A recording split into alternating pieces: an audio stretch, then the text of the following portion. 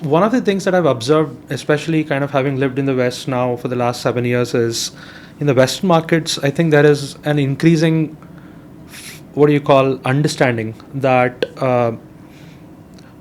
there is a kind of a job that the fund ecosystem does. And so while they do kind of invest into companies, they don't get into the early stage side of the equation. But in the Indian ecosystem, however, I have kind of seen there are quite a few family offices which also get fairly early into the the startup's life cycle in some sense, and it is being kind of turned more as the patient capital for the ecosystem.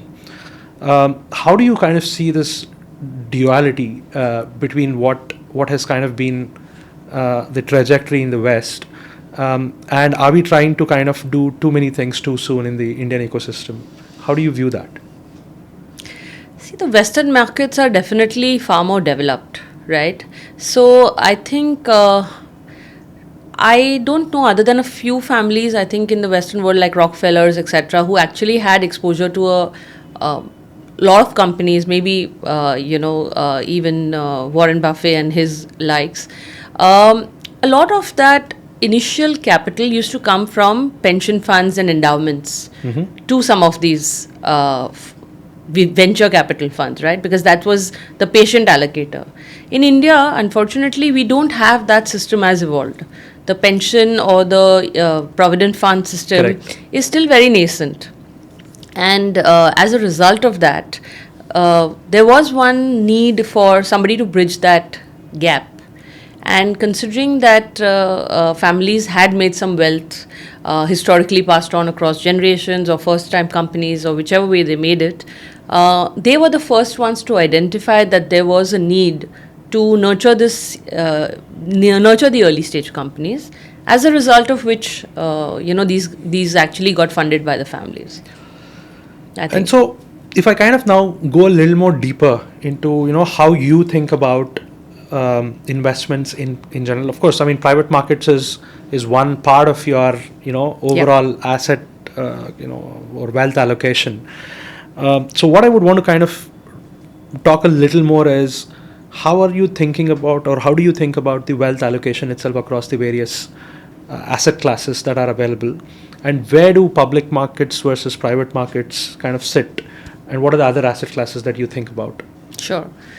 So yes, I do have a very vast job role, which is a fact. So we started by not really defining the percentage of what we would want to hold in private markets when we initially started. As we've matured the last 12-14 years, we have decided a cap on what we want to have in private markets versus what we want to have in public liquid markets across. So that number ranges in the range of about 5 to 7%.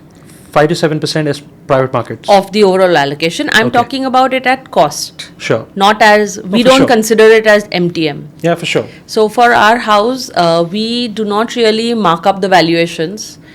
We actually show out the valuations only when they are realized in the account. Okay. So I'm talking about more from a cost allocation perspective. Sure. So about 7 to 8% max on privates. We go in the alternates, which this is a subset of. We go up to about 15%. And then we have a mix of, let's say, public markets as in equity, debt, which has a subset of mutual funds, credit funds, venture funds. What do you mean by venture funds in public markets? Sorry, venture debt funds is more correct. Yeah. Okay. So we have a mix of them. What will give you liquidity as soon as as required, and so that forms what percentage? Also a payoff, not only liquidity, but also a constant stream of income. Fair. And so what would that percentage kind of look like for you, the public market side of the equation?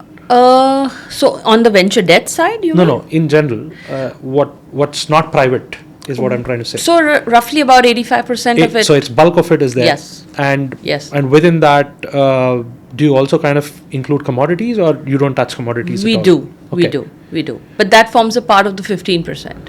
In the alternates? Yes.